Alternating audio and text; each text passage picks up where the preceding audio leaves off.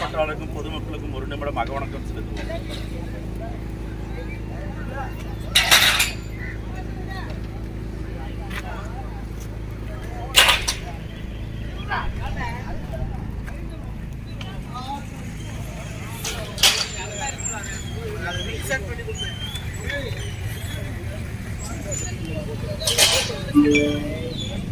மண் காக்க, மானம் காக்க, மொழி காக்க, இனம் காக்க போராடி உயிர் நீத்த மாவீரர்கள் அனைவருக்கும் வீர வணக்கம், வீர வணக்கம், வீர வணக்கம், வீர வணக்கம், வீர வணக்கம். உறுதிமொழி. மொழியாகி எங்கள் மூச்சாகி சுடுமம் தமிழ் மீது உறுதி, வழிகாட்டி எம்மை உருவாக்கும் வரலாற்றின் மீது உறுதி, விழிமூடி குவிகின்ற வீரவேங்கைகள் மீது உறுதி, இனிமேலும் ஓயோம் விரிவாக வாழும் உறுதி உறுதி.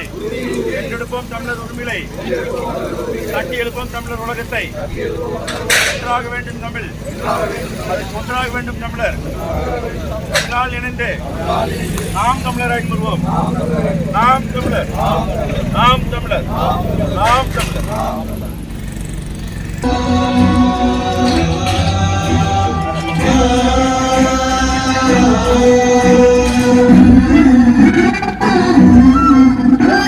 நாம் தமிழர், நாம் தமிழர் என்று தலை நிமிர்ந்து பறக்குது பறக்குது புலிக்கொடி, சிறக்குது சிறக்குது தமிழ் குடி. மானம் உயிர் மூச்சாய், வீரம் புயல் வீச்சாய் வாழும் தமிழ் மாந்த குடி. இனிய தமிழ் மொழியும் தமிழிலும் காக்கும் மாவீரர் புலிக்கொடி. சோழன் கடற்படை கப்பல் கொடி, ஈழம் காக்கும் எங்கள் தொப்புள் கொடி. சோழன் கடற்படை கப்பல் கொடி, ஈழம் காக்கும் எங்கள் தொப்புள் கொடி. கொடுமை ஆயிரம், குமுறல் ஆயிரம், அடிமை நிலை வாழி இனியுமா. படைகள் ஆயிரம், படைகள் ஆயிரம், அரிலும் எங்கள் மண் அடியுமா. பறக்குதே பறக்குதே புலிக்கொடி, சிறக்குதே சிறக்குதே தமிழ் குடி. பறக்குதே பறக்குதே புலிக்கொடி, சிறக்குதே சிறக்குதே தமிழ் குடி. புலிக்கொடி வணங்கி நாம் துணித்தெழுவோம். புயலாய் நெருப்பாய் வெடித்தெழுவோம்.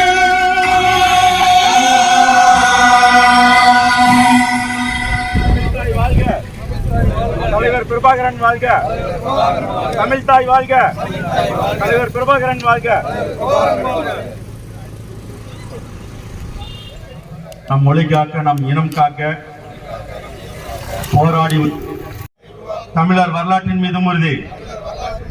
விழிமூடி. கிணத்துக்கடவு சட்டமன்ற தொகுதிக்குட்பட்ட அறிவல் நகர் பகுதியில் தம்பி அபு அவர்கள் கிணத்துக்கடவு தொகுதி 95 வார்டு செயலாளர். இப்போது இந்த மக்கள் முன்னால் நாம் தமிழர் கட்சியினுடைய கொள்கை பற்றி ஒரு 10 நிமிடம் எடுத்துரைப்பார்.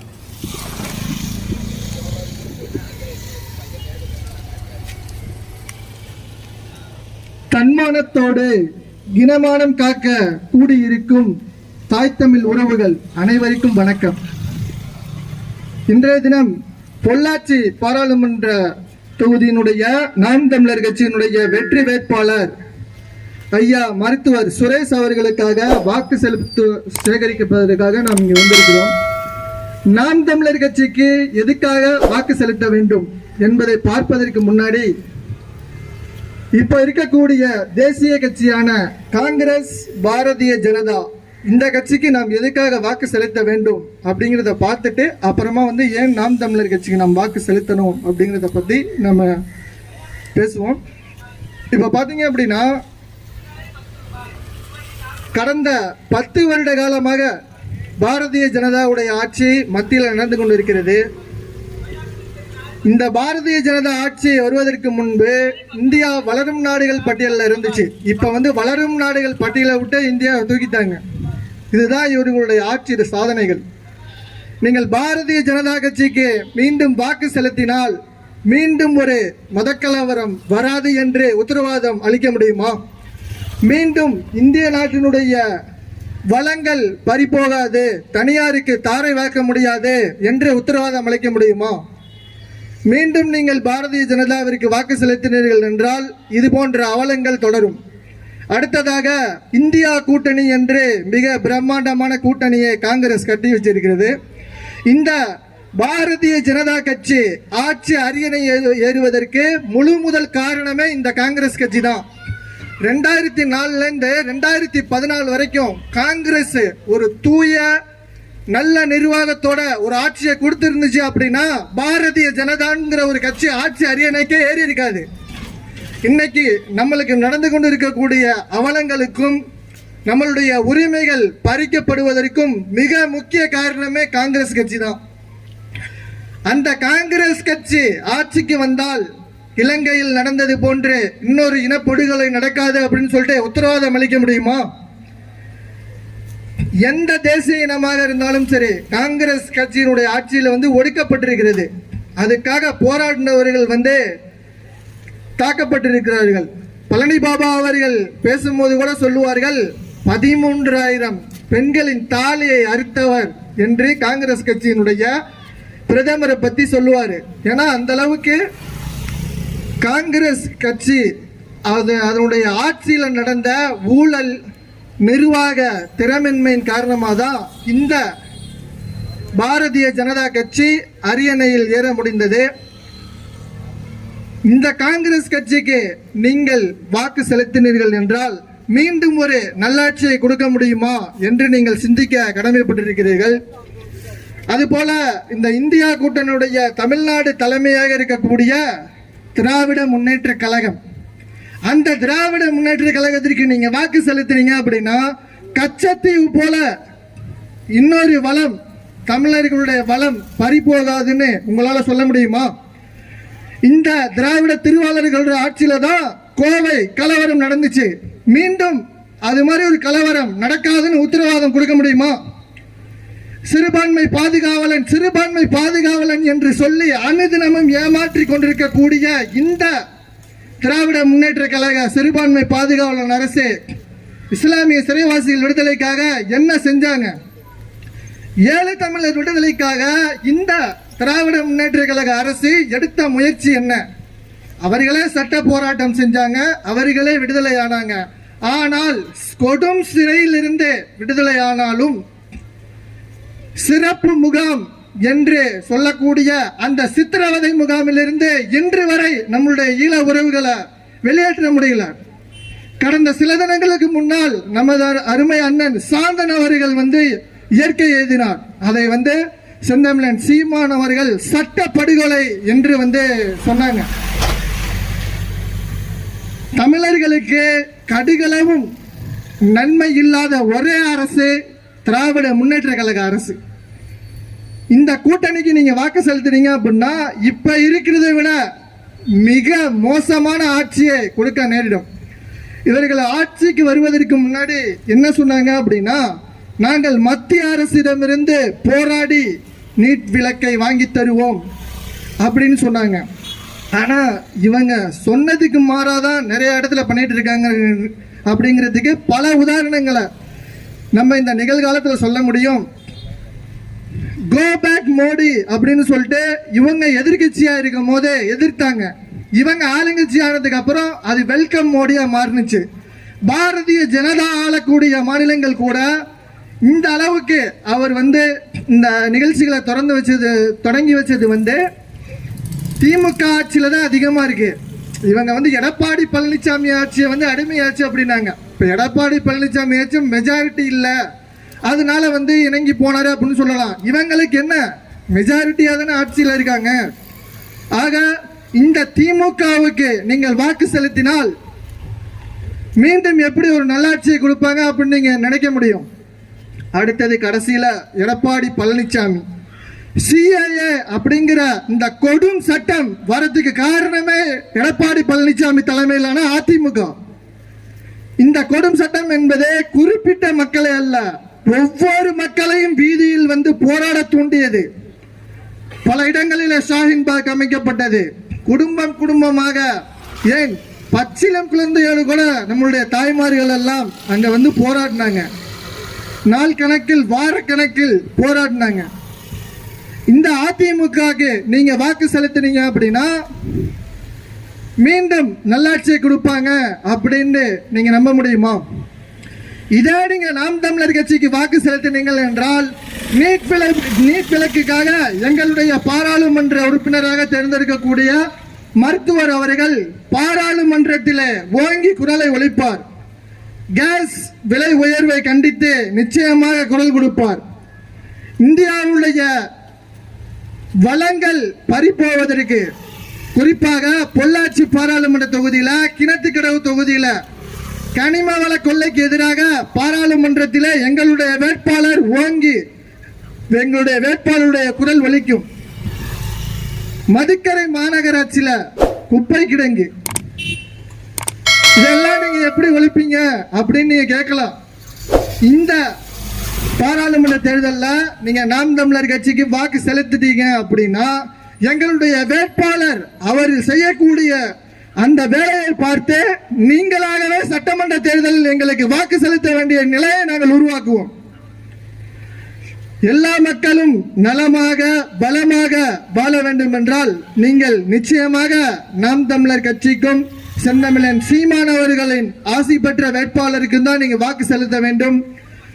தன்மானத்தோடு நலமாக பலமாக நீங்கள் வாழ வேண்டும் என்றால் நீங்கள் ஆதரிக்க வேண்டியது நாம் தமிழர் கட்சியை, நாம் தமிழர் கட்சியினுடைய சின்னத்தை, பொள்ளாச்சி பாராளுமன்ற தொகுதி வேட்பாளர் ஐயா மருத்துவர் சுரேஷ்குமார் அவர்களுக்கு வாக்கு செலுத்தி பெருவாரியான வாக்கு வித்தியாசத்தில் வெற்றி பெற செய்ய வேண்டும் என்று உங்களிடம் கேட்டுக்கொண்டு எனது உரைக்கு திரையிட்டு விடைபெறுகிறேன். நன்றி. நாம் தமிழர். வணக்கம். இந்த அருவொளி நகர் பகுதியின் அன்பு சொந்தங்களுக்கு நாம் தமிழர் கட்சி எதற்காக இந்த அரசியல் களத்தை தீர்மானித்தது, இந்த 14 ஆண்டுகளாக எதற்காக தனித்து களம் காண்கிறது, எவரோடும் கூட்டணி வைக்காமல் எதற்காக இந்த போராட்டம், தொடர்ச்சியான சின்னங்கள் முடக்கம், இவ்வளவு நெருக்கடியிலும் நாம் தமிழர் கட்சி எதற்காக மக்களுடன் நெருங்கி இவ்வளவு தூரம் வருகிற காரணம் தெரியுமா உங்களுக்கு? என் அன்பு சொந்தங்களே, திரும்ப எங்க அண்ணன் சொல்லுதான் திரும்ப நான் உங்கள்கிட்ட சொல்கிறோம். நீங்கள் எங்களை எவ்வளவு தூரம் வெறுத்தாலும் சரி, நாங்கள் அவ்வளவு தூரம் உங்களை அன்போடு நாங்கள் நெருங்கிதான் வருவோம். காரணம், உங்கள் வயிற்று பிள்ளைகள் உங்களோடு இருந்து உங்களோட வாழ்வாதாரத்திலோடு வளர்ந்து நீங்கள் படுகின்ற துன்பங்களை எல்லாம் கூடந்து பார்த்து அந்த வலிகளையும் வேதனையும் பட்டவர்கள் நாங்கள். அதனால் தொடர்ச்சியாக உங்களை விட்டு ஒரு அளவு கூட நகராமல் உங்களுடைய உறுதுணையோடு நிற்கிறோம். என் அன்பு சொந்தங்கள், நாம் தமிழர் கட்சியினுடைய கொள்கையானது அனைத்து உயிர்களுக்குமானது. இங்கு நீங்க இருக்கக்கூடிய இந்த மலையானது, மலையின் முகம் இது முதுகம் முழுவதுமாக சுரண்டப்பட்டிருக்கிறது. இயற்கை வளங்களை பாதுகாக்க வேண்டும் என்றால் நாம் தமிழர் கட்சியை தவிர இங்க பேசுவதற்கு யாரும் தயாராக இல்லை. கனிம வளங்களை பாதுகாத்திடாது, மரங்களை பாதுகாத்திடாது, மலைகளை பாதுகாத்திடாது நாம் உயிர் வாழவே முடியாது. இந்த சிந்தனையை நாங்கள் உள்வாங்கிக் கொண்டுதான் தொடர்ச்சியாக இந்த களங்களில் பயணிக்கிறோம். வருகின்ற இந்த நாடாளுமன்ற தேர்தல் நாங்கள் மிகப்பெரிய சவாலாக எடுத்துக்கொள்கிறோம். எதற்கு? இன்னொரு இனப்பலவரை நடந்துவிடக் கூடாது. 2009ஆம் ஆண்டு இந்த காங்கிரசும் திமுகவும் சேர்ந்து செய்த ஒரு சதி, எனது தொப்புள்குடி சொந்தங்களான ஈழத்தில் இருக்கிற உறவுகள் அனைவரும் 1.5 லட்சம் பேர் ஒரே நாள் கொன்றொழிக்கப்பட்டார்கள். திரும்பவும் அது போன்ற நிலை வந்துவிடக் கூடாது என்பதற்காகத்தான் கட்சி தீவை கொடுத்ததெல்லாம் கையெழுத்து போட்டது எங்கய்யா தான், கொடுத்தது காங்கிரஸ் தான். வேடிக்கை பார்த்தது இங்க ஆளக்கூடிய ஆண்டு முடித்த 2 பெரிய திராவிட கட்சிகள் தான். திரும்பவும் அந்த நிலத்தை மீட்க வேண்டும் என்றால் நாம் தமிழர் கட்சி தான், வேற வழி இல்லை. உங்களுக்கு பல்வேறு திட்டங்களை செயலாக்கம் செய்த இந்த திராவிட திருவாளர்கள் நீட்டை ஒற்றை கையெழுத்தில் முடித்து விடுவோம், ஒற்றை கையெழுத்தில் நம்மளை முடித்து விட்டார்கள். நீட்டு இன்னும் அப்படியே தான் இருக்கிறது. அந்த குழந்தைகளுடைய இறப்பு இன்னும் அப்படியே தான் இருக்கிறது. பூரண மதுவிலக்கு ஒற்றை கையெழுத்து, பாவம் பேனாவில் இங்கில்லை போல எழுத முடியவில்லை, இன்னும் அப்படியே தான் இருக்கிறது. தினந்தோறும் சாலை விபத்து கனிம வள கொள்ளைக்கு எதிராக போராடக்கூடிய அவர்களுக்கும் பாதிப்பு. இது எவ்வாறான தடுக்க முடியும்? நாம் தமிழர் கட்சி, அந்த பொறுப்பாளர்கள், அந்த வேட்பாளர்கள் நீங்களும் இணைந்து மக்களோடு சேர்ந்து அந்த வாக்கினை செலுத்தும் போதுதான், வெற்றி ஒன்று வரும்போதுதான், மக்களுக்கான அரசு பிறக்கும் போதுதான் இதை சரி செய்ய முடியும். தொடர்ச்சியான பல்வேறு போராட்டங்கள், பல வழக்குகள் இருப்பினும் கூட நாம் தமிழர் கட்சி தொடர்ச்சியாக ஏன் மக்களோடு போராட்டம் நடத்தி இந்த செயலை செய்து கொண்டிருக்கிறது? விடிவு வேண்டும். இவர்கள் சொல்லக்கூடிய அந்த விடியல் அல்ல, உண்மையான விடிவு.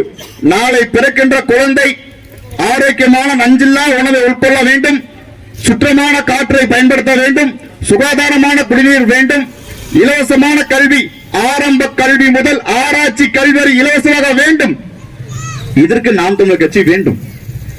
மதுவை முழுவதுமாக ஒழிக்க வேண்டும். இவர்கள் செய்ய மாட்டார்கள். 50 ஆண்டுகள் அல்ல, அதை 100 ஆண்டுகள் ஆனாலும் இவர்கள் இருந்தால் சாத்தியமில்லை. ஏன்? இதை வைத்துத்தான் அவர் பிளப்பு. இது இருக்கக்கூடாது, இது செய்யக்கூடாது என்று இவர்களே திட்டம் போட்டு இவர்களே செய்தி கொண்டு வருவார்கள். ஆனால் அந்த செய்திக்கு வெறும் செய்தியாக தான் இருக்குமா ஒழிய செய்திக்கு பதில் இருக்காது. தொடர்ச்சியாக இங்கே வாழக்கூடிய வன விலங்குகள், குறிப்பாக ஈசா இருக்கக்கூடிய யானை வலைத்தளங்களை ஆக்கிரமித்து வன விலங்குகளுக்கு அச்சுறுத்தும் வகையில் அங்கு அமைக்கப்பட்டுள்ள கட்டிடங்கள் அகற்ற சொல்லி உயர்நீதிமன்றம் சொல்லியாச்சு. அதை அகற்றீங்க, யானை வலைத்தளங்களை தடையிட வைக்க கூடாது, நீங்க எடுத்துக்கங்க சொல்லியாச்சு. இருந்தாலும் கூட செவி சாய்க்காத இந்த அரசு யானை வலைத்தளங்களை ஆக்கிரமித்து அது வாழக்கூடிய பகுதியில் நாம் ஆக்கிரமித்து எங்கு செல்லும்? அதை அகற்ற சொல்லியும் இவர் செய்யாத காரணம் என்ன? சுயலாபம். அதை செய்தால் அங்கிருந்து வரக்கூடிய மணி வராது. அதுக்காகத்தான் தொடர்ச்சியாக பல்வேறு போராட்டங்கள் எடுத்து நம் மக்கள் முன்ன கருத்துக்களா சொன்னாலும் கூட நம் மக்கள் சொல்றீங்க வென்றுவியா, வாக்கினை செலுத்தினால் தான் வெல்ல முடியும். உங்கள் மகன் தொடர்ச்சியாக பல போராட்டங்கள் நடத்தி இந்த சீமான் என்ற ஒரு அண்ணன் நீங்க என்ன வர சொல்றாருன்னா ஒரு முறை சிந்திச்சு பாருங்க. எதுக்காக இந்த அரசியல் களத்துல தொடர்ச்சியா போராடுறாங்க, எதுக்காக இவ்வளவு கஷ்டப்படுறாங்க, எதுக்காக இவ்வளவு போராட்டம் கஷ்டப்பட்டு இந்த மக்களிடத்தை கூட சேர்க்கிறாங்க? உங்களுக்காகத்தான். மக்களின் வாழ்வு தான் முதன்மையானது. எங்களுக்கு அங்க கூட பிறந்தவங்க தான் முக்கியம். அண்ணனாகட்டும், மச்சானாகட்டும், மாமனாகட்டும், யாராண்டா என்ன, யாராண்டாலும் எங்க உறவு தான். அதை ஒண்ணு தெரிஞ்சுக்குங்க. இங்க கோவை மாவட்டத்தில் எடுத்துட்டீங்கன்னாக்க 1 லட்சம் இல்ல, பல லட்சம் பேர் வட இந்தியர்கள் வந்து குமிஞ்சிட்டான். காரணம் வேலை வாய்ப்பு மொத்தமும் அவங்க கையில. பொட்டி கடை போட்டான், தேநீர் கடை போட்டான், கடை வச்சுட்டான், எல்லா வேலையும் வந்தாச்சுன்னா உங்க வேலைதாலும் உங்க பொருளாதாரம் போச்சு. இதுக்கு யார் காரணம்? ஆளும் திமுகவும் ஆளும் பாஜகவும் தான். அங்கிருந்து அனுப்புறான், மாமங்காரன் அனுப்புறான், மச்சங்காரன் வாங்கிக்கிறான். இப்படித்தான் வாங்கி வச்சு. தயவு செஞ்சு இதை சிந்திச்சுக்குங்க. இனி ஒரு 5 ஆண்டு போச்சு அப்படின்னாக்க நீங்க வாக்கு செலுத்திருப்பீங்க, வாக்கு செலுத்த அவன் தயாராயிருவான். ஓட்டு முழுக்க அவனுக்கு போச்சு, நாடு முழுக்க அவனது. இளைஞர்கள் இருந்தா அதே பிரச்சனை இங்க வந்துடும். இதை வந்துவிட கூடாது. இங்க இருக்கிறவங்க வேலை வாய்ப்பு வேணும், இங்க இருக்கிறவங்க அரசு பணியில் அமரணும், இங்க இருக்கிறவங்க பாதுகாப்பா வாழணும்னா வேற வாய்ப்பே இல்லை. உங்களுக்கு ஒரு வழியும் இல்லை. ஒரே ஒரு வாய்ப்பு நாம் தமிழர் கட்சி மட்டும்தான். வரக்கூடிய தேர்தல், பாராளுமன்ற தேர்தலில் கரும்பு விவசாய சின்னத்துல மருத்துவர் சுரேஷ் ஐயா போட்டியிடுறாரு. அவர் என்ன செய்வார்? உங்களுக்காக சட்டமன்றத்தில் குரல் எழுப்பார். எப்படி? மேசை தட்ட மாட்டார். கேட்கக்கூடிய நபர்களை மூஞ்சில் அடிச்ச மாதிரி என்னுடைய மண்ணுக்கும் எனது வளத்துக்கும் எனது நாட்டுக்கும் இது தேவை, இது செய்து கொடுங்கள் என்று கேட்பார். மற்றவங்க பேசுவாங்களா? போய் கோட்டையூர் இருக்கும், அவங்க சொன்ன தேர்தல் தட்டிட்டு சரிதான் சொல்லிட்டு வர்றதும் வாய்ப்பு இல்லை. எங்க சார்பா நாம் தமிழர் கட்சி ஒரு வேட்பாளர் இருக்கிறோம். உளமாற உயிரே போனாலும் சரி உறுதி வர நிற்பார். அவர் போய் என்ன செய்வார்? இழந்து போன கச்சத்தீவை மீட்பார். 740 மீனவர்கள் சுட்டுக் கொல்லப்பட்டதற்கு அதிகாக போராடி குரல் எழுப்புவார்.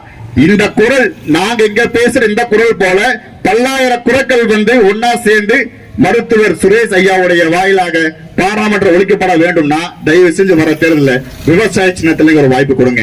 எங்களோட சின்னம் விவசாய சின்னம், மறந்துடாதீங்க. வரக்கூடிய தேர்தல் உங்களுக்கானதுதான், எங்களுக்கானது இல்லை. எங்களுக்காக இந்த வாக்கு செலுத்தாதீங்க. இந்த மலை முன்பக்கம் உடைந்து பின்பக்கம் பாதி இருப்பது போல நீங்களும் நானும் பாதி முடிஞ்சோம். வட இந்தியனால பல்வேறு வேலை போச்சு, படிக்கிற வேலை போச்சு, மொத்தமும் காணாம போச்சு. வரக்கூடிய தேர்தலில் விவசாய சின்னத்தை நாங்க மையப்படுத்தி ஏன் கேட்கிறோம்னா, விவசாய சின்னத்துல பல பிரச்சனைக்கு. இனி விவசாய சின்னமா இருந்தாலும் சரி, அது எந்த சின்னமா இருந்தாலும் சரி, எங்களுடைய வேட்பாளர் சுரேஷ் ஐயா, சீமானோட தம்பி, சீமானைய முகத்தில் ஞாபகம் வச்சுக்கங்க. திரும்ப நான் வரும்போது வேற சின்னம் இருக்கலாம், ஒருவேளை இதே சின்னம் இருக்கலாம். எதுவா இருந்தாலும் நாம் தமிழர் கட்சி சின்னத்திற்கு வாக்கு செலுத்துங்க. எங்களுடைய வேட்பாளர் மருத்துவர் சுரேஷுக்காக, அண்ணன் சீமானுக்காகவும், உங்க பிள்ளைகளுக்காகவும் எதிர்கால சந்தேகங்கள் நல்லா வாழணும் அப்படின்னு நினைச்சீங்கன்னாக்க அந்த வாய்ப்பை தவறாம கொடுங்க. நன்றி, வணக்கம். நன்றி திரு ஐயாசாமி அவர்களே. சின்னத்தை பார்த்து வாக்களிக்கும் மாற்றத்தை முறித்து எண்ணத்தை பார்த்து வாக்களிக்க வேண்டும்.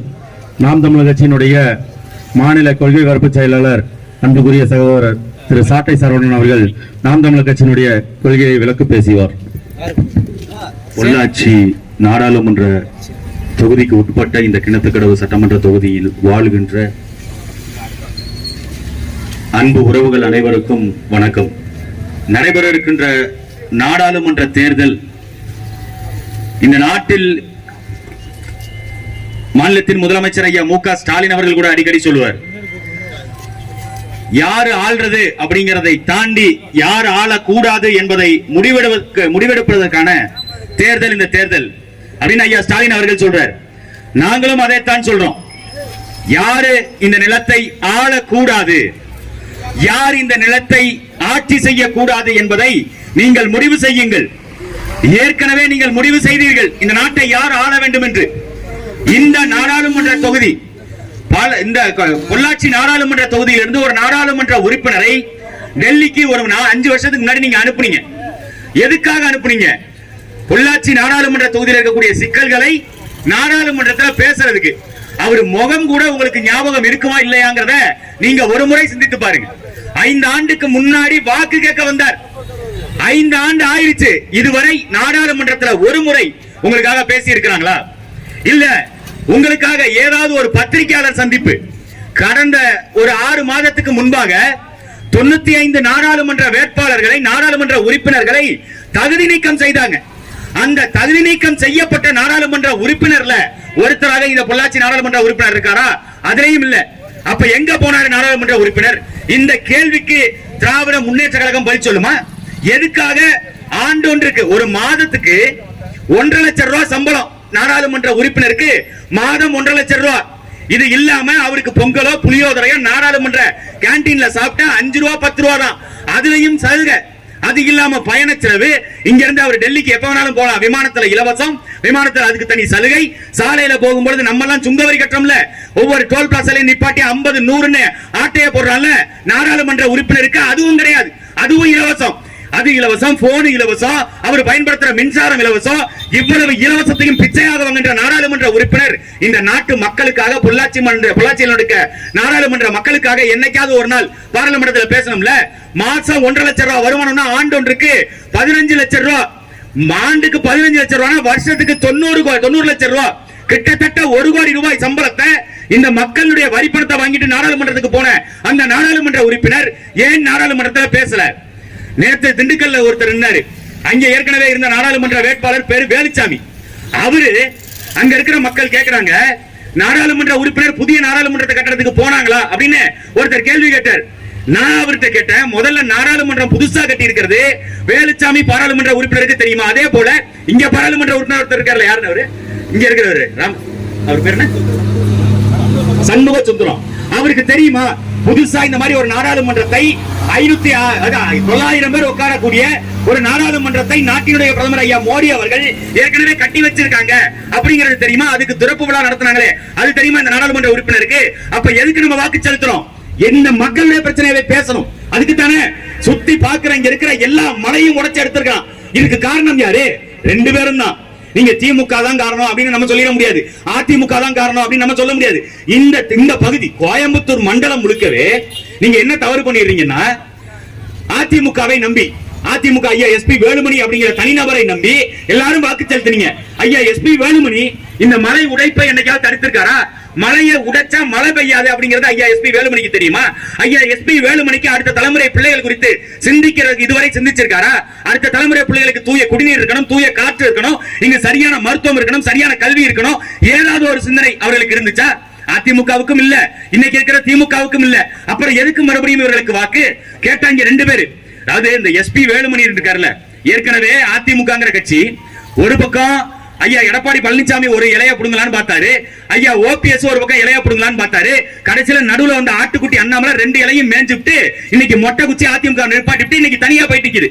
இங்க இருக்கிற மக்கள் கொஞ்சம் கொஞ்சமா பாஜக வளருது, அண்ணாமலை நாட்டினுடைய பிரதமர் ஐயா மோடியை கூட்டு வந்து கூட்டம் போட்டுட்டா, கோயம்புத்தூர் நகரத்துக்கு அடிக்கடி கூட்டிட்டு வந்துட்டா இங்க தொழில் வளர்ச்சி பெறுகிறோம். எப்படி வளரும்? 50 ஆண்டு காலமாக காங்கிரஸ் இந்த மண்ணை ஆட்சி செஞ்சிருக்கு. கிட்டத்தட்ட 10 ஆண்டு காலம் 15 ஆண்டு காலம் இன்னைக்கு பிஜேபி ஆட்சி செஞ்சிருக்கு.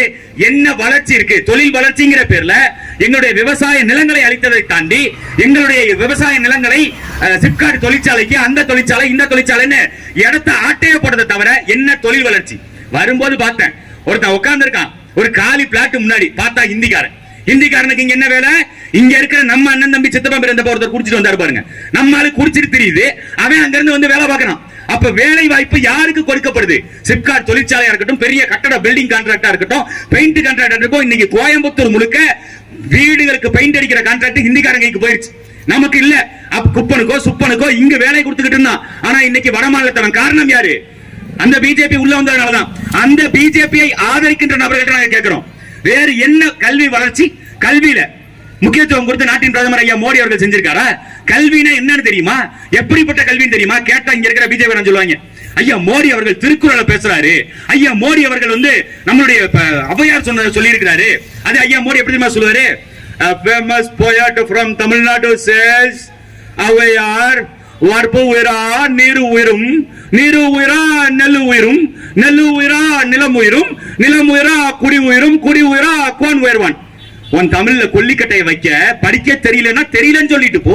அதை எதுக்கு வற்பு உயிரா? எங்க உயிர் போகுதுற மயிறு? அதை பத்தி அவர்களுக்கு சிந்தனை இல்ல. இன்னொன்னு தெரியுமா? அது ஔவையார் சொன்னது கிடையாது. வரப்புயர நீர் உயரும், நீர் உயர நெல் உயரும், நெல் உயர இது குடி உயரும், குடி உயர கோன் உயர்வான். அது ஔவையார் சொன்னது இல்ல, பெரிய புராணத்துல சேக்கிலார் சொன்னது. எந்த லூசு பையல அவன் ஔவையார் எழுதி கொடுத்துட்டாங்க. அவரு நாடு முழுக்க போய் ஔவையார் சொன்னாரு, ஔவையார் சொன்னாரு, ஔவையார் சொன்னாரு. ஔவையார் என்ன சொன்னார் தெரியுமா? உன்ன மாதிரி ஆள வாயிலே வச்சு மிதிக்க சொன்னார். சாதி மதம் பார்க்கின்றவர்களை, இங்கு சாதிய சண்டைகளை ஏற்படுத்துகின்றவர்களை, மத சண்டையை ஏற்படுத்துறவங்களை, மதத்தால் இங்க பிரித்து பார்ப்பவர்களை, சாதியால் பிரித்து பார்ப்பவர்களை ஔவையார் செருப்ப வாயில கப்ப கொடுத்து அடிக்க சொல்லிட்டு போயிருக்கிறாங்க. சாதி இரண்டொழிய வேறில்லை, சாற்றங்கால் நீதி வருவான் நிறைய எழுதிய நிறைய இட்டார் பெரியோர் இடாதார் இழிகுலத்தோர் அப்படின்னு 2 பேர் தான் பட்டாங்கில் உள்ளபடின்னு 2 சாதி தான். ஒருத்தன் கொடுக்கிறவன் இன்னொருத்தன் வாங்குறவன், அவ்வளவுதான். இங்க அந்த சாதி இரண்டொழிய வேற இல்லைன்னு சொன்னத இவங்க என்ன பண்ணாங்க? ஔவையாரே சாதியை பத்தி பேசியிருக்காங்க. ஔவையார் அந்த சாதிய பாகுபாடு இருக்கக்கூடாதுன்னு சொல்லியிருக்கான். தமிழ் மறையில தமிழ் முன்னோர்கள் எல்லோரும் தான் சொல்லி வச்சுட்டு போனா, இங்க சாதிய பாகுபாடுகள் இருக்கக்கூடாது. ஒன்னு ஆண் சாதி, இன்னொன்னு பெண் சாதி, அவர்களும் 2 பேரும் சமமானவர்கள். அந்த பெண்களுக்கு முக்கியத்துவம் கொடுத்திருக்கா. நாடாளுமன்ற தேர்தல் வருது இல்ல, நாங்க கேட்கிறோம், இந்த திமுகவில் இருக்கிறவங்க அதிமுகவில் இருக்கிறவங்க கேட்டா சொல்லுவாங்க, அதிமுக அம்மையார் ஜெயலலிதா ஒரு பெண்மணி, வீர பெண்மணி, சிங்க பெண்மணி, இந்த நாட்டை ஆண்டுட்டு போயிருக்காங்க. அதிமுக அந்த அளவுக்கு பெண்களுக்கு முக்கியத்துவம் கொடுக்குது. சரி, கொடுக்குறீங்க. இன்னொரு பக்கம் ஐயா ஸ்டாலின், ஆக பெண்களுக்கு முக்கியத்துவம் கொடுக்கறதுல திராவிட முன்னேற்ற கழகத்தை அடிச்சுக்க முடியுமா? ஆக பெரியார் சொல்லி கொடுத்த அந்த பெட்டிய விடுதலைய இன்று வரை நாங்க காப்பாத்திக்கிட்டு இருக்கிறவ அண்ணாவின் கரப்பிடித்து நடந்து வந்தவங்க நாங்க. ஐயா ஸ்டாலின் சட்டமன்றத்தில் பேசுவார், உங்களுடைய நாடாளுமன்ற தொகுதிகளுக்கு 40 சீட்டு, அதுல 21 சீட்ல திமுக இந்த தடவை நிக்க போகுது. அந்த 21 சீட்ல சரிபாதி குறைஞ்சது ஒரு 10 நாடாளுமன்றம் பெண்களுக்கு கொடுப்பாங்களா? பெண்களுக்கு கொடுத்தா அப்பதானே அவங்க போய் பேச முடியும். இங்க பேசுவாரு, இல்லத்தரசிகளுக்கு நாங்க 1000 ரூபாய் கொடுக்கிறோம், இல்லத்தரசிகளுக்கு 1000 ரூபாய் கொடுத்தா இங்க பெண்களுக்கு வருமானம் பெருகும், எங்களுக்கு வருமானம் பெருகுதுன்னு உனக்கு யார் சொன்னா? பூண்டு விலை என்ன விற்குதுன்னு தெரியுமா? இந்த நாட்டினுடைய முதலமைச்சருக்கு, இந்த நாட்டினுடைய பிரதமருக்கு தெரியுமா? அண்ணாமலைக்கு தெரியுமா? அக்கா கனிமொழிக்கு தெரியுமா? அக்கா தமிழச்சி தங்கபாண்டியனுக்கு தெரியுமா? திமுகவுல 2 பேர், ஒன்னு தமிழச்சி தங்கபாண்டியன், இன்னொன்னு அக்கா கனிமொழி. இந்த 2 பேரை தாண்டி திமுகவுல தகுதி வாய்ந்த பெண்கள் யாருமே இல்லையா? இருக்காங்க, கொடுக்க மாட்டாங்க. ஏன்னா ஏற்கனவே பாராளுமன்ற உறுப்பினரா இருந்தவங்க, ஏற்கனவே சட்டமன்ற உறுப்பினரா இருந்தவங்க, அவங்களுடைய வாரிசுகளுக்கு தான் நாடாளுமன்றத்துக்கு போனா மைக்கு வேலை செய்யும். நீங்களும் நானோ போனா அங்க மைக்கு வேலை செய்யாது, அங்க பேச முடியாது. அக்கா கனிமொழி பேசணும்ல, பூண்டு விலை ஏறி போச்சுங்க, பெண்கள் நாட்டுல அவஸ்தைப்படுறாங்க. இங்க நீங்க வந்து இந்த கேஸ் வந்து மானியம் கொடுக்குறேன்னு சொல்லி ஏமாத்திட்டீங்க. இங்க பெண்கள் கஷ்டப்படுறாங்க, அவர்களுக்கான வருவாய் பெருக்கம் இல்ல, அவர்களுக்கான சுயதொழில் அவர்களால் செய்ய முடியல. இவ்வளவு பிரச்சனையில பெண்கள் இருக்கிறாங்க. போய் பேச வேண்டியதான நாடாளுமன்றத்துல? அக்கா கனிமொழி வாயை யாரும் இழுத்து போய் மூடி வச்சுட்டாங்களா? இல்ல யாரும் பிளாஸ்டர் போட்டு ஒட்டிட்டாங்களா? என்னைக்காவது அக்கா கனிமொழி பெண்களுக்கு இங்க சீர்திருத்தம் குறித்து பெண்களுக்கான வளர்ச்சி குறித்து பேசிட்டாங்களா? பேச மாட்டாங்க. அவர்களுக்கு தேவை இங்க வாக்கு, அந்த வாக்கை வைத்து ஆளுகின்ற அதிகாரம். இதை தாண்டி வேற என்ன இருக்கு? அதிமுகவுல பெண் எம்பி நாங்க யாரையும் பார்த்ததே இல்ல.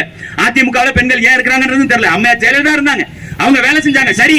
அதுக்கப்புறம் வந்து எடப்பாடி பழனிசாமி இந்த 4 ஆண்டு காலத்துல என்ன செஞ்சுட்டு போயிருக்காரு? இந்த நிலத்தை எல்லாம் மொத்தமா தாரைவாத்து கொடுத்து போயிட்டாரு. அவர் கட்சியவே தாராவாத்து கொடுத்துட்டாரு. அதிமுகவே இன்னைக்கு பாஜக கொடுத்துட்டு இன்னைக்கு புதுசா ஒரு கட்சி அதிமுக ஒரு கட்டிட்டு இருக்காரு. இன்னொரு பக்கம் நான் தான் உண்மையான அதிமுக ஓபிஎஸ் ஒரு பக்கம் தெரியுறாரு. அவங்க பஞ்சாயத்தை டீல் பண்றதுக்கே அவருக்கு நேரம் சரியா போச்சு. போன வாரம் விட்டாருங்க அறிக்கை, தமிழ்நாடு அரசாங்கத்தை நான் கேள்வி கேட்கிறேன். எடப்பாடி பழனிசாமி, நாட்டுல இவ்வளவு அவலம் நடக்குது, இவ்வளவு பிரச்சனை நடக்குது, ஏன் 3 வருஷமா எங்க போனீங்க? திமுக ஆட்சிக்கு வந்து 3 ஆண்டு காலம் ஆச்சு. 3 ஆண்டு காலமா எதிர்கட்சி தலைவர்ங்கிறது அவருக்கு தெரியுமா தெரியாதா? அவர் தான் எதிர்கட்சி தலைவர். அவர் சட்டமன்றத்தில் சொல்றாரு எதிர்கட்சி தலைவர் என்ற முறையில நான் கேட்கிறேன், 3 வருஷமா நீங்க தாங்க எதிர்கட்சி தலைவர். இந்த நாட்டில் நடக்கிற அவலத்தை நீங்க தானே கேட்டுக்கணும். ஆற்று மணலை அள்ளுறான், இங்க செங்கல் சூளைகளுக்கு மண்ணல்லப்படுது, இங்க மலைகள் உடைக்கப்படுது, எங்களுடைய கனிம வளங்கள் திருடப்படுது, மேற்கு தொடர்ச்சி மலையை அடிச்சு உடைக்கிறான், நியூட்ரின் ஆய்வுங்கிற பேர்ல மலையை குடையறான், மீத்தேன் ஹைட்ரோ கார்பன் பிரச்சனையில அந்த திட்டம் எடுக்கிறேன்னு என்னுடைய நிலத்தை தோன்றான், இங்க இருக்கிறவன் இருந்து இடத்தை ஆட்டைய போடுறான், சிப்காட்டுக்கு வேணும், பரந்தூர் விமான நிலையத்துக்கு வேணும், அதுக்கு வேணும், இதுக்கு வேணும், எங்களுடைய விவசாய நிலங்களை புடுங்குறான். இதுக்கெல்லாம் என்னைக்காவது குரல் கொடுத்திருக்காங்களா? குரல் கொடுக்க மாட்டாங்க. இதுக்கு மத்தியில் இருக்கவங்க குரல் கொடுத்திருக்காங்களா? நான் மனசாட்சியை தொட்டு சொல்லுங்க, பாஜக கட்சியில யாராவது இருந்தீங்கன்னா, இருக்கிறதுக்கு வாய்ப்பு இல்ல, ஒருவேளை இருந்தீங்கன்னா அண்ணாமலையை நீங்க நம்புறீங்கல்ல, அண்ணாமலை இதுவரை மக்களுக்காக ஒரே ஒரு போராட்டம், இந்த மாதிரி இங்க இருந்து கனிம வளத்தை திருடிட்டு போயிட்டு இருக்காங்க, நான் தடுத்து நிறுத்த போறேன், ஒரு போராட்டம், ஒரு ஆர்ப்பாட்டம், இங்க இருக்கிற மாணவர்களுக்கு சரியா கல்வி போய் சேரல, நான் போராடுறேன், ஆர்ப்பாட்டம் பண்றேன், ஏதாவது ஒன்று, காவிரி ஆத்துல தண்ணி வரல, நான் போராட்டம் பண்றேன், ஆர்ப்பாட்டம் பண்றேன், ஒண்ணும் இல்ல, பாலாற்றுல தண்ணி வரல, பிரச்சனை இல்ல, இங்கிட்டு முல்லை பெரியாறுல தண்ணி வரல, பிரச்சனை இல்ல, அதெல்லாம் எதுவுமே பிரச்சனை இல்ல அவருக்கு. சிறுவன்ல தண்ணி வரலனாலும் பிரச்சனை இல்ல, அதை பத்திலாம் அவருக்கு கவலை இல்ல. நாடாளுமன்றத்தை எப்படி ஆள்றது, தமிழ்நாட்டை எப்படி மீட்கிறது, இதுதான் அவங்களுக்கான பிரச்சனை. மத்திய தேசிய கட்சி, அது பாஜக இருக்கட்டும், காங்கிரஸா இருக்கட்டும், 2 கட்சிகளுக்கு நம்ம கேள்வி கேட்கிறோம். இவர்களால் தமிழ்நாட்டுக்கு கிடைத்த நன்மை ஏதாவது ஒன்று? தமிழ்நாட்டுல சுங்கச்சாவடி எதுவுமே இல்லாம தரமான நேஷனல் ஹைவேஸ் நாங்க போட்டு கொடுத்துட்டோம், சொல்ல முடியுமா இவர்களால? கட்டுறது, சாலை கட்டுறது என் காசுல, என்னுடைய வரி பணத்துல சாலையை போடுறான், சாலையை போட்டுட்டு திருப்பி ஏன்டே காசு கேட்கிறான். அது எப்பேற்பட்ட கொல்ல, பகல் கொல்ல. வெள்ளக்கார ஆட்சி காலத்துல தடுத்து நிறுத்தி நம்ம மன்னர்கள்ட்ட காசை பறிச்சான், மக்கள்கிட்ட காசை பறிச்சான். அதுக்கப்புறம் கொள்ளக்காரன் வந்தான், அவன் குறுக்க எங்கேயாவது காட்டுக்குள்ள கட்டையை வச்சுட்டு கத்தியை காட்டி மிரட்டி பணம் வாங்கினான்.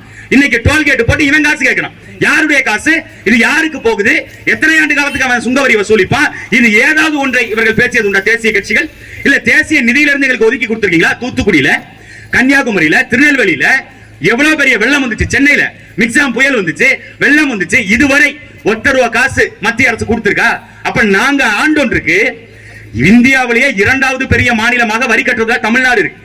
அவ்வளவு வரி நாங்க கொடுக்கிறோம். அவ்வளவு வரியை வாங்கிட்டு எங்களுக்கு பேரிடர் காலங்கள்ல எங்களால மூச்சு விட முடியல, எங்களுக்கு திணறுதுரா அப்படின்னு சொல்லும் போது கூட நீ அந்த காசை கொடுக்க மாட்டேன்னா அந்த காசை வச்சு என்ன செய்ய போற? உத்தரப்பிரதேசத்தை வளர்த்து விடுவேன். உத்தரப்பிரதேசத்தில் இருக்க இளைஞர்களை கூட்டு வந்து தமிழ்நாட்டில் வேலை கொடுப்பேன். அவன் வேலையை பற்றிட்டு அவன் சம்பாரிச்சு அவன் மாநிலத்துக்கு அவன் வருவாய் எட்டி கொடுத்துட்டு போயிருவான். நீங்க நினைச்சு பாருங்க, தமிழ்நாட்டுக்குள்ள குறிப்பா கோயம்புத்தூர்ல மட்டும், கோயம்புத்தூர், திருப்பூர், ஈரோடு இந்த 3 மாவட்டத்துல மட்டும் 2 கோடி வடமாநிலத்தவன் இருக்கான். 2 கோடி பேரும் இங்கதான் வேலை பார்க்கறான். ஒருத்தனுக்கு ஒரு நாளைக்கு ₹100 சம்பளம் நம்ம வச்சுக்கிட்டா கூட எவ்வளவு பெரிய பொருளாதார சுரண்டல் தமிழ்நாட்டில் நடந்துகிட்டு இருக்கு.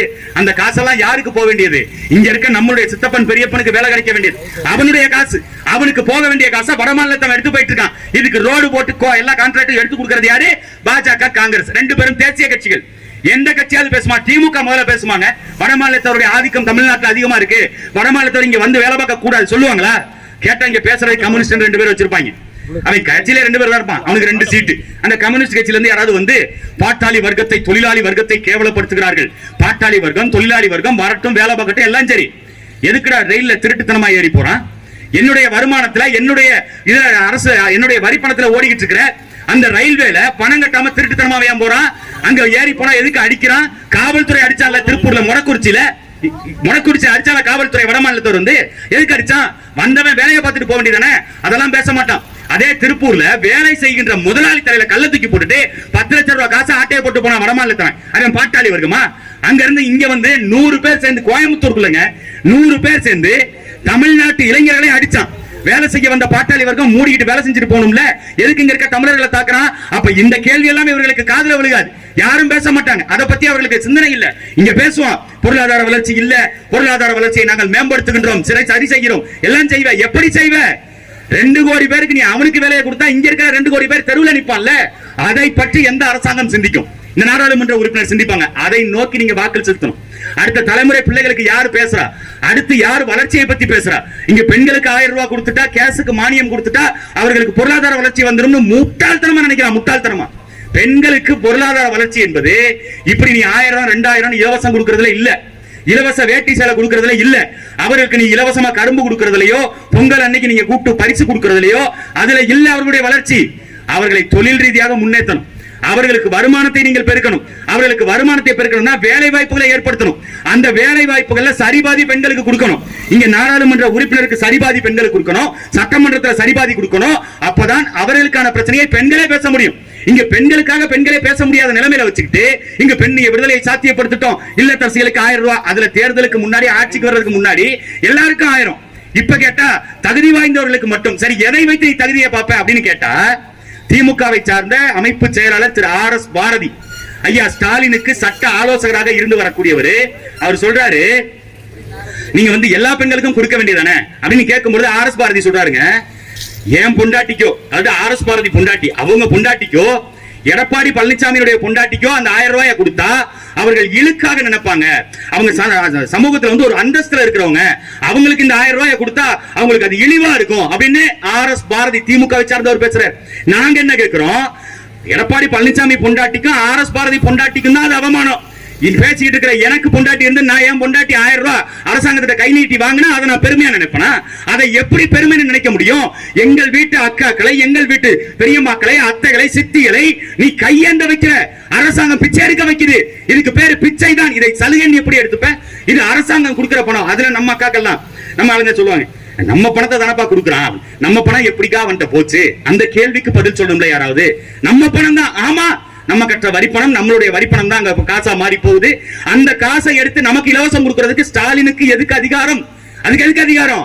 ஒரு பெண்களை முன்னேற்றதுக்கு அப்புறம் இப்ப நாம் தமிழர் கட்சி ஆட்சிக்கு வர்றோம்.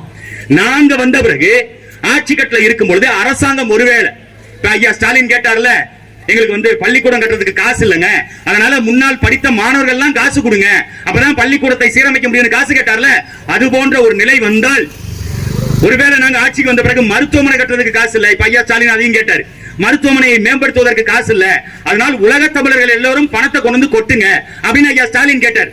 ஒருவேளை நாங்க ஆட்சிக்கு வந்த பிறகு அந்த நிலை வந்தால், கொடுத்தாலும் திமுக கொடுத்தாலும் வாங்கிக்குவோம், அதிமுக கொடுத்தாலும் வாங்கிக்குவோம், பாஜக கொடுத்தாலும் வாங்கிக்குவோம், காங்கிரஸ் கொடுத்தாலும் வாங்கிக்குவோம், யாரு காசு கொடுத்தாலும் வாங்கிக்குவோம். ஒரு நாள் சிந்திச்சு பாருங்க, இந்த நாடாளுமன்ற உறுப்பினருக்கு நான் சொன்னேன்ல 5 ஆண்டுகளுக்கு 1 கோடி ரூபாய் வருமானம், 5 ஆண்டுகளுக்கே அவருக்கு 1 கோடி ரூபாய் தான் வரப்போகுது. நாடாளுமன்ற தொகுதிக்குள்ள கிட்டத்தட்ட 12 லட்சம் வாக்குகள், குறைஞ்சது 10 லட்சம் பேருக்கு பணம் கொடுக்கறான்னு வைப்போம். 10 லட்சம் பேருக்கு 1 கோடி ரூபாய் காசை எடுத்து கொடுத்தா எவ்வளவு கொடுக்க முடியும்? ஒரு ஆளுக்கு 10 ரூபாய் தான் கொடுக்க முடியும். ஆனா ஒரு ஆளுக்கு 1000 ரூபாய் கொடுக்கறான்னா 10 லட்சம் பேருக்கு கொடுக்கிறதுக்கு கிட்டத்தட்ட 100 கோடி ரூபாய் பணம் வேணும். 100 கோடி ரூபாய் பணம் அவனுக்கு வேணும்னா அவன் அதிகாரத்துக்கு போனா 300 கோடி சம்பாதிக்கத்தானே போவான். 100 கோடியை தூக்கி உங்கள்ட்ட இலவசமா கொடுத்துட்டு பொள்ளாச்சி நாடாளுமன்றத்தில் நின்று அம்மன் கோயில்ல வேண்டிக்கிட்டு நான் இந்த நாட்டு மக்களுக்கு சேவை செய்ய போறேன் அப்படி ஒரு நாடாளுமன்ற வேட்பாளர் வருவாரா? இதுவரை வரல. இப்ப வந்திருக்காரு எங்க ஐயா மருத்துவரை நாங்க நிறுத்தி இருக்கிறோம், வந்திருக்கிறாரு. அவரை நீங்கள் ஆதரிக்க வேற வழியே கிடையாது. இங்க மலை எல்லாம் பறி போயிடுச்சு, கல்வி பறி போயிடுச்சு, கல்வி மாநில பட்டியல இருந்து மத்திய பட்டியலுக்கு போயிடுச்சு. இன்னைக்கு தான் என்னமோ ஐயா ஸ்டாலினுக்கு தியானம் வந்த மாதிரி அவர் பேசுறாரு. ஆக இந்தியாவை மீட்டெடுப்பதற்கு, பாடியில சுயாட்சி உரிமைகளை மீட்டெடுப்பதற்கு, பாடியில தன்னாட்சியை பெறுவதற்கு நீங்க உதயசூரிய சின்னத்துல வாக்களிக்கணும். ஏய், 2004 இருந்து 2014 வரைக்கும் நாட்டினுடைய இன்னைக்கு பிரதமர் மோடி இருக்கார்ல, அவர் அதிகாரத்துக்கு வர்றதுக்கு முன்னாடி 10 வருஷம் காங்கிரஸ் ஆட்சியில இருந்துச்சு. அந்த 10 வருஷமும் இவங்க கூட்டணியில தான் இருந்தாங்க. அன்னைக்கு கேட்டுக்கலாம், ஐயா மாநில பட்டியலுக்கு கல்வியை கொடுங்க, கல்வி என்பது எங்களுடைய மானுட பிறப்பினுடைய உரிமை, அந்த உரிமையை மத்திய அரசு கையில வச்சிருக்கிறதுனால எங்களால புதிய திட்டங்களை அமல்படுத்த முடியல, இங்க இருக்கிற மாணவர்களுக்கு சரியா கல்வியை கொண்டு போய் சேர்க்க முடியல, இங்க இருக்கிற கல்வி முறை மெக்காலேங்கிற ஒரு வெளிநாட்டுக்காரன் வெள்ளக்காரன் கொண்ட கல்வி முறை, ஆனால் நாங்களே எங்களுக்கான கல்வி தரத்தை உயர்த்துவதற்கு நாங்க ஒரு மாநில கல்விக் கொள்கையை ஒதுக்குறோம், நாங்களே அதை தயாரிச்சுக்கிறோம் அப்படின்னு 10 வருஷமா கேட்டுக்கிறோம். அன்னைக்கெல்லாம் ஐயா ஸ்டாலின் நாக்குல சுளுக்கு ஏற்பட்டுச்சுன்னு நினைக்கிறேன், நாக்குல சுளுக்கு வந்துருச்சு, அதனால அவரால் பேச முடியல. இன்னைக்கு பேசுறாரு, மாநில சுயாட்சியை மீட்டுவோம், மாநில தன்னாட்சியை நாங்கள் நிலைநாட்டி விடுவோம், அண்ணா கண்டதை நாங்கள் நிறைவேற்றுவோம். அதே அண்ணா தான் சொன்னாரு, நாட்டுக்கு தாடியும் நாட்டுக்கு கவர்னரும் தேவையற்ற ஒன்றுன்னு. அப்புறம் ஏன் ஆளுநரை பிடிச்சி தொங்கிட்டு இருக்கீங்க? ஆளுநர் வந்தா ஒரு செய்தி, உடனே சட்டமன்றத்துக்குள்ள ஆளுநர் வந்துட்டாரு, ஆளுநரை நாங்க எதிர்த்து பேச போறோம். இதுதான் அரசியலா? ஆளுநரை எதிர்க்கிறதெல்லாம் ஒரு அரசியலா? அவனை தூக்கி எட்டி 2 மிதி மேய்ச்சிட்டு போறாங்கிட்டே அப்படின்னா போயிட போறான். அவனுக்கு சம்பளமே நம்ம தான் கொடுக்கிறோம். ஆளுநருக்கு ராஜ்பவன்ல அவர் உட்கார்ந்து தெண்டத்துக்கு சோறு திங்கிறதுக்கு காசே நம்ம தான் கொடுக்குறோம். அந்த ராஜ்பவனை இழுத்து புட்டினா வேலை முடிஞ்சது. ஆளுநர் போய் டெல்லியில ஒப்பாரி வைப்பாரு. டெல்லியில இருந்து அங்க இருந்து மத்திய ஒன்றிய அரசாங்கம் நோட்டீஸ் அனுப்பும். நம்ம நீதிமன்றத்தை நாடுவோம். இந்த ஆளுநர் ரொம்ப பேசுறான், ரொம்ப குசும் பண்றான், அதனால அவனை நாங்க பூட்டி வச்சுட்டோம், அவனுக்கு வீடு கிடையாதுங்க, நீங்க வேற எங்கேயாவது கொடுங்க அப்படின்னு சொல்லி இழுத்து பூட்ட முடியும். அங்க போற குடிநீரை தடுத்து நிறுத்த முடியும், போற மின்சாரத்தை தடுத்து நிறுத்த முடியும். இப்படி ஆக்கப்பூர்வமா எவ்வளவு வேலை இருக்கு. அதையெல்லாம் விட்டுட்டு அவரை சட்டமன்றத்துக்கு கூப்பிடுவாங்களா, பக்கத்துல கூப்பிட்டு அப்பாவுக்கு பக்கத்துல உட்கார வச்சுக்குவாங்களா, அப்பாவுக்கு பேசுவாரா, அப்பாவுக்கு பேசும்போது 50,000 கோடி கொடுங்கன்னு கேட்பாரா, அவர் கோவப்பட்டு எந்திரிச்சு வெளியே போயிடுவாராம். ரெண்டு பேரும் எப்படி நடிக்கிறாங்க பாருங்க. மத்திய அரசாங்கத்தை கேள்வி கேட்க வேண்டிய நாடாளுமன்ற உறுப்பினர்கள் நாடாளுமன்ற பக்கமே போறதில்லை. அங்க போய் பேசுகிறனா பேசுறது இல்ல. அங்க மக்குவா மொய்த்ரா அவங்க புட்டு மேய்னு மேய்றாங்க. காங்கிரஸ் பாராளுமன்ற உறுப்பினர்கள் கூட கேள்வி கேட்கிறாங்க. ஆனா திமுக பாராளுமன்ற உறுப்பினர்கள் ஒருத்தரும் பேசுறது இல்ல. ஏன் பேசுறது இல்ல தெரியுங்களா? பேசினா செந்தில் பாலாஜி நிலைமை தான் எல்லா அமைச்சர்களுக்கும் வரும். பெரியசாமிக்கு நாளைக்கு வரும். ஐயா பொன்முடிக்கு ஏற்கனவே பதவி பறிக்கப்பட்டுருச்சு. அவர் அமைச்சரும் கிடையாது, எம்எல்ஏவும் கிடையாது. இன்னைக்கு அவருக்கு அந்த இதை அவர் நின்ன தொகுதியை காலியா இருக்கிறதா அறிவிக்க சொல்லி சட்டமன்றத்தில் ஐயா அப்பாவுக்கு கடிதம் எழுதி இருக்கிறாங்க. அப்ப அந்த மாதிரி அமைச்சர்களுக்கு ஏற்கனவே செந்தில் பாலாஜி எப்படி இந்த வேலைக்கு காசு வாங்கி தரேன் ஏமாத்திட்டு உள்ள போனார்ல, அந்த மாதிரி எல்லாரும் உள்ள போயிருவாங்கிற பயம். மத்திய அரசை எதிர்த்து பேச மாட்டேங்குது இங்க இருக்கிற திமுக. இவர்களுக்கு மறுபடியும் வாக்களித்து என்ன பண்ண போறோம்?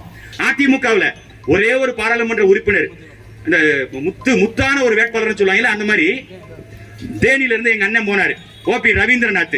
அவர் அங்க எதுக்கு போனாருன்னே தெரியல. ஒரு நாள் அவர் நாடாளுமன்றத்தில் பேசினதை பார்த்தேன். இந்த நான் 5 வருஷத்துல ஒரே ஒரு நாள் நாடாளுமன்றத்தில் பேசினாரு. அதுவும் அவர் சம்பந்தம் இல்லாம பேசிட்டு போயிட்டாரு. ராஜராஜ சோழன் கல்லர் வம்சம்னு பேசிட்டு அவர் பாட்டு போயிட்டாரு. எனக்கு என்னன்னு. ஆனா அதை தாண்டி மக்கள் பிரச்சனை என்ன பேசுறதுன்னு அவங்களுக்கு தெரியல. கடல் எல்லையில மீனவன் சுட்டுக் கொல்லப்படுறாங்க, இன்னமும் கைது செய்யப்படுறான். கடந்த வாரம் ஒருத்தரை கூட்டிட்டு போய் 2 ஆண்டு சிறை கொடுத்திருக்கான்.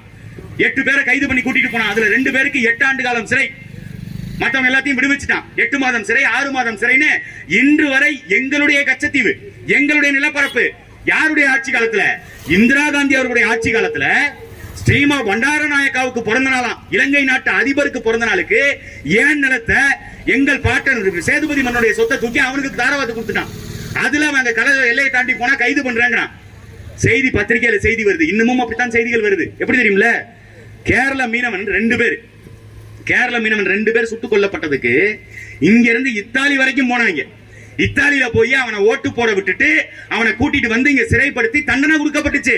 அப்ப எல்லா பத்திரிகையும் எழுதிச்சு, இந்திய மீனவனை கேரள எல்லையில சுட்டு கொன்னதுக்காக இத்தாலி வரை போய் கைது செய்து அதிகாரிகள் கூட்டிட்டு வந்தாங்க அப்படின்னு எழுதுனா. ஆனா என்னைக்காவது நீங்க பாத்திருக்கீங்களா? தமிழ்நாட்டு மீனவன்றதான் எழுதி வச்சிருப்பான்.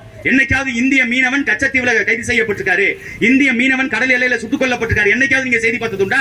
செய்தி வராது. அவன் தமிழனா தான் பாக்குறான். நாடாளுமன்றத்தில் 548 பாராளுமன்ற உறுப்பினர்கள், அந்த 548 பேர்ல யாராவது ஒருத்தர் கடல் எல்லையில நம்ம நாட்டு மீனவன் 800 பேரை சுட்டுக் கொண்டிருக்கான், பக்கத்து நாடு பிள்ளக்கா நாடு இந்த இலங்கை, அந்த நாட்டை கேள்வி கேட்கறதுக்கு ஏன்டா உங்களுக்கு துணிவில்லைன்னு ஒரு நாடாளுமன்ற உறுப்பினர் ஆண்மையோடு கேள்வி கேட்டிருக்காரா? கேட்க மாட்டாங்க. அதுக்குத்தான் சொல்றோம், எங்க ஐயா மருத்துவர் அனுப்பி விடுங்க, அவர் எங்க கேள்வி கேட்பாரு. பொள்ளாச்சியில மலை உடைக்கப்படுது. பொள்ளாச்சியை சுத்தி இருக்கிற, கோயம்புத்தூரை சுத்தி இருக்கிற எல்லா மலையும் உடைக்கிறான். எதுக்கு உடைக்கிற? யாருடைய கனிம வளம்? அதுல வருமானத்தை வைத்து யாருக்கு நீ கொடுக்க போற? எந்த கேள்விக்காவது பதில் இருக்கா? நாடு முழுக்க கனிம வளங்களை கொண்டு போறதுக்கு தடை இல்ல. இந்த தபேலவாய் துரைமுருகன் ஒருத்தர் கனிம வள பாதுகாப்பு துறை அமைச்சர்னு போட்டு வச்சதுக்கு அவருக்கு பேச வேற ஏதாவது வேலையை கொடுத்துட்டு போயிருக்கலாம். அவர் சொல்றாரு எங்க வேணாலும் கொண்டு போகலாம். சரி, எங்க வேணாலும் கொண்டு போலாம்ல. இங்க மலையை உடைக்கிற மாதிரி பக்கத்துல இதுக்கு அப்படியே பின்னாடி பக்கம் கேரளாக்கு போ. அங்க இருந்து மலையை உடைச்சு ஒரு கையில ஒரு செங்கல் அளவுக்கு உன்னால உடைச்சு எடுத்து கொண்டு வர முடியுமா? விட்டுருவான் அவன். அங்க இருக்கிற மலையாளி மலையாளியா இருக்கான். அவன் ஒரு கல்ல கூட உடைக்க விட மாட்டேங்கிறான். வெளிங்கத்துல துறைமுகம் கட்டுறதுக்கு 16 மலையை தேர்ந்தெடுக்கிறாங்க கேரள அரசாங்கத்துக்கு. இந்த 16 மலையை உடைச்சு வெளிங்கத்துல துறைமுகம் கட்டுறதுக்கு கல்லு கொடுங்கன்னு அங்க இருக்கிற அரசாங்கம் உடனே சட்டம் போடுது. கேரளாக்குள்ள எந்த மலையும் உடைப்பதற்கு நாங்கள் அனுமதிக்க மாட்டோம், தடை. அப்ப தமிழ்நாட்டில் இருக்கிறவங்க இழிச்சவாங்க. இங்க இருந்து நீ மலையை உடைச்சு எடுத்துட்டு போவ, ஒரு பக்கம் சிமெண்ட் ஆலைக்கு எடுப்பீங்க, ஒரு பக்கம் கல்குவாரிகளுக்கு எடுப்பீங்க, ஒரு பக்கம் மணல் மலை உருவாக்குறதுக்கு எடுப்பீங்க. எல்லாத்தையும் இப்படி எடுத்துட்டு போயிட்டா அடுத்த தலைமுறை பிள்ளைகள் எங்க போய் வாழுவான்? அவனுக்கு என்ன இருக்கும்? இங்க மழை இல்லைன்னா மழை பெய்யாது இல்ல, குடிநீருக்கு எங்க போவான்? இந்த குறைந்தபட்ச அறிவு கூட இங்க இருக்கிற நாட்டின் ஆட்சியாளர்களுக்கு இல்ல.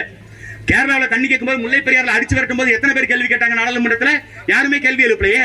சகநாட்டு குடியை நீ எப்படி அடிச்சு விரட்டலாம்? அவன் தமிழ் பேசுறான், அவனுக்கு தண்ணி கேட்டா குடு, இருக்கா குடு, இல்லைன்னா விடு அப்படின்னு சொல்லிட்டு விட்டுருக்கணும்ல.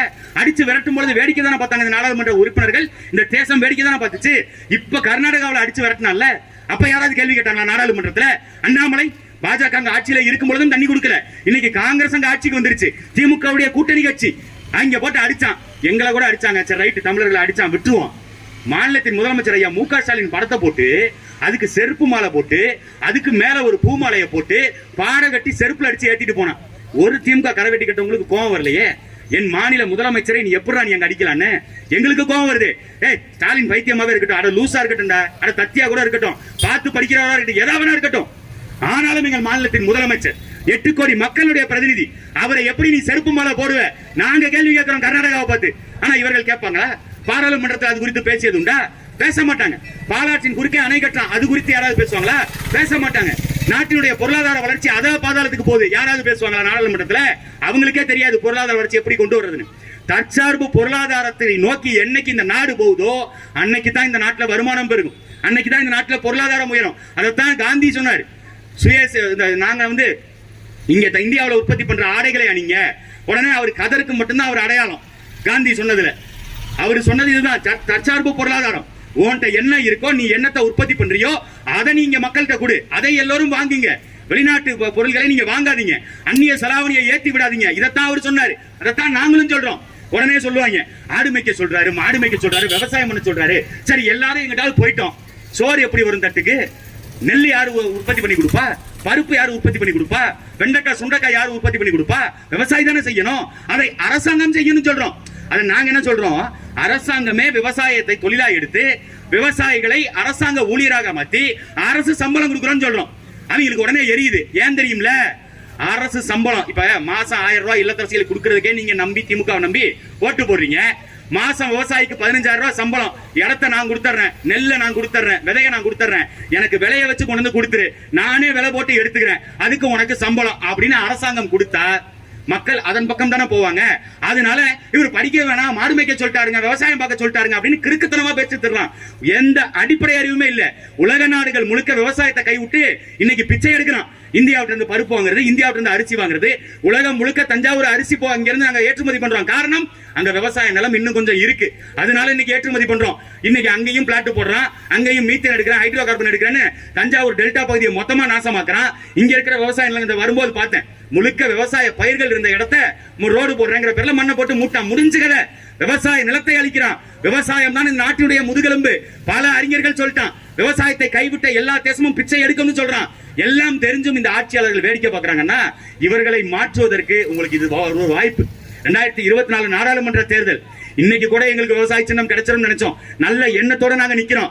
எண்ணம் இல்லாதவன், இந்த நாட்டை ஆட்டையை போட நிக்கிறவன், இந்த நாட்டில் இருக்கிற கனிம வளங்களை திருட நினைக்கிறவன், ஆத்து மணலை திருட நினைக்கிறவன், மொல்ல மாதிரித்தனம் பண்றவன், முடிச்சவைத்தனம் பண்றவன், அவனுக்கெல்லாம் நிரந்தர சின்னம் இருக்கு.